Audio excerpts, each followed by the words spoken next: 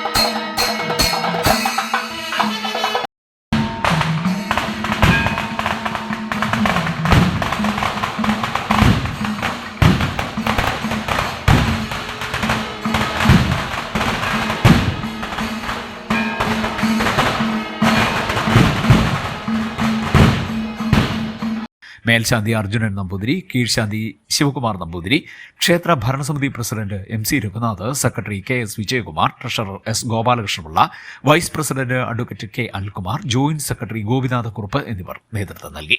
സമർപ്പണത്തിന്റെ ഭാഗമായി അശ്വതി സദ്യയും നടന്നു. വൈകിട്ട് 5-ന് സേവ, 6-ന് ദീപാരാധന, ആകാശദീപക്കാഴ്ച, 8 മണി മുതൽ ഗംഗാതരംഗം പരിപാടി എന്നിവ നടന്നു.